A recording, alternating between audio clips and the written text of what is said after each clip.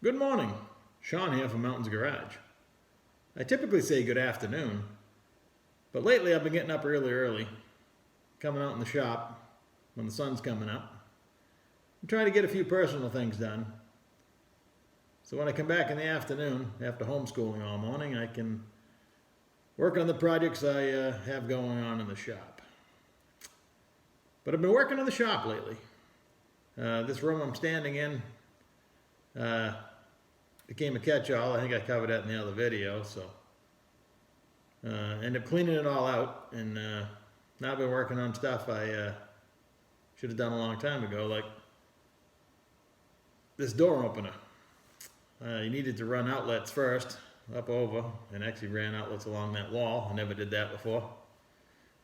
I had all the stuff to do it. And then I installed this door opener. And I have two other door openers, same brand, older ones, and they're all mechanical. You set the travel up and down. The switch on the wall is just a momentary switch. This simple, they work nice. I didn't know when I bought this one 7 or 8 years ago that it has a logic board, and so does a switch on the wall. So anyway, I went ahead and installed it. Yesterday afternoon, I finished it up. Did all the adjustments up and down. I was done. I came out this morning and the door's open. I don't know why yet. I guess I'll figure it out. But that does not install a lot of confidence when you come out and the shop door's open. So I got to figure that out. I'll probably never trust it. So I don't know what to do next, but let's show you a few other things I've done around the shop. I found 3 of these stainless steel 18-inch wide, 5 feet long benches, which kind of are a good fit out here. There's really not room for a conventional workbench because when I built it, it was landlocked by bedrock, so this is as wide as I could do. So I put one over there kind of high. That'll be storage, and these 2 actually workbenches, and I used them all day yesterday installing that door opener, and they're pretty handy. I got to touch up the paint in my wall. I had a leak over there. Over the years I've fixed. Just got to touch up the paint. Speaking of paint, let's talk about the floor. This was Behr stain I think I bought at Home Depot back in 2008. And I had learned, I'd done the shop the year before, 2006-07 winter. See how it didn't stick out here in my messy shop? I mean, it gets a lot more wear out here, but the problem is I painted the ceiling and the walls, and it was fine. Even though I swept it up, I should have ground it or spent more time trying to get the overspray off it, because the result is this paint didn't stick. It looks awful. This is the same stuff. This is only a year newer. Still, 12 years old. It's looking pretty good. That's where the water ate it, but all in all, it was tough to get floor paint that sticks. This stuff, the camera doesn't do it justice. It actually looks better in person. So anyway, now I actually have outlets along this wall, like I mentioned, so I can actually plug the bead roller in and not have to run extension cords. I moved all my implements of metal destruction out here. That's some miscellaneous wiring stuff from my project. I did all the electrical in the shop. Knowing what I know now, especially I'm in actual business, it should have all been in conduit, but I didn't know any better. And most of this shop is, some is conduit, some's in the wall, so someday it'll be different. Online, people argue for days about the dangers of white plastic PVC piping, and it explodes. I use truck air brake line when I want to just run a quick branch somewhere. It's actually made for air. The fittings are cheap. This is the ferrule type. You can also get the push connects. The stuff is, again, wicked cheap. This is 5/8. I just ran it along the conduit because I wanted to branch over there. It's so easy. It lasts forever. It's made to go a million miles in a truck, so I don't think it's going to wear it out here. And it's really simple. From the compressor down the length of the shop, I ran it in black iron pipe. That's easy as well, but this is a Pretty low cost option. It doesn't look bad. Stop right there. These shop light videos are really random. And I didn't lay any groundwork. I just started doing them. And they're meant to be random. They're just talking about things that happen over about a week at my shop. But let's talk about the shop itself. It's 2006, the beginning of 2006. I'm between wives at the moment. And I really wanted the big shop. I don't know if I could see the future or not, but I only had like 11 years left on my mortgage, but I refinanced. Money was easy to get at the time, because I wanted to build a big shop. And people say it over and over, it's never big enough. This one isn't big enough. Mostly because I continue to fill it up with stuff that I want. You know, over a decade or so, it gets full. But the original shop was 30 by 50. I was not a carpenter. I think I built a doghouse up to that point. But my brother, he's about 10 years older than I am, really smart and willing to spend his summer weekends helping me build a shop, which is totally cool. So we did, but in 2006 it rained until July, well, the end of June. It was awful. I mean, the worst biblical rain almost. So we didn't lay the blocks. I had the slab poured like third week in June, and 4th of July weekend we started to do a row of blocks around the 30 by 50 perimeter. Because my brother would not let me just put wood down on the slab. Thank God, because it's not going to rot now. You know, you got to listen to you know, people that know more than you. So I was a willing participant, tried to learn all I could, and we spent that summer by Labor Day weekend. We started 4th of July weekend, and by Labor Day weekend, he and I built this massive 30 by 50 shop with, 13-foot walls, and, it was pretty cool. So it was all closed in, and I spent the winter insulating, and I used the particle board 7/16. It's okay. It took a lot of paint to make it white.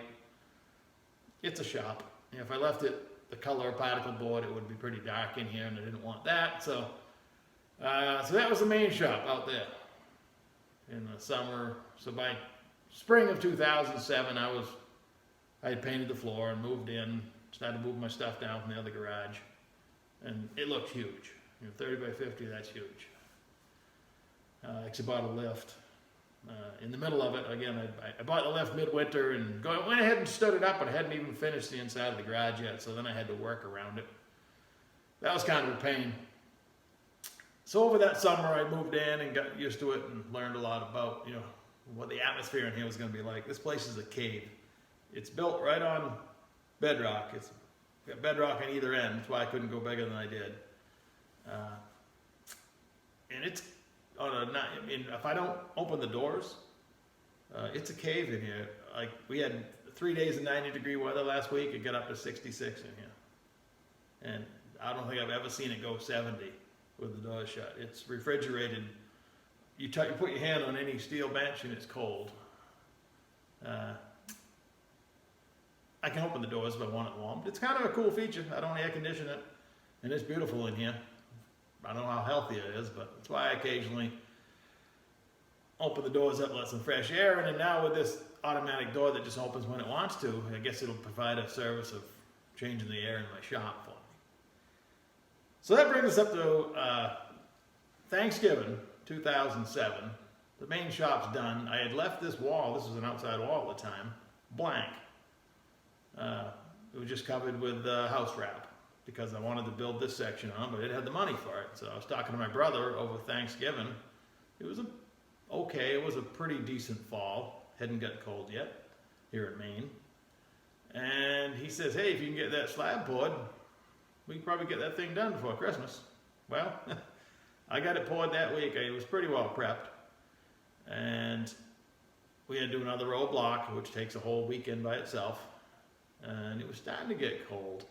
And then when we actually built the structure, we knocked it out in 2 weekends, I think. And I had bought this garage door behind me, and the package said it was 8 by 9. Typical garage door is 7 by 9. So this was being an extra foot high. I was cool with that. We framed it for an 8 by 9 door. It had finally predicted we're going to get a hell of a snowstorm, so it was a Saturday afternoon. We're installing the door, and it's 7'6". It's not 8 foot, so I had to build a false header the next day in the snow, but we got it closed in, long story short.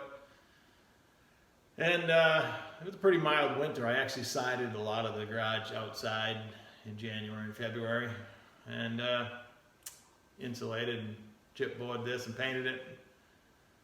Covered the floor, like I said a few minutes ago, before I did the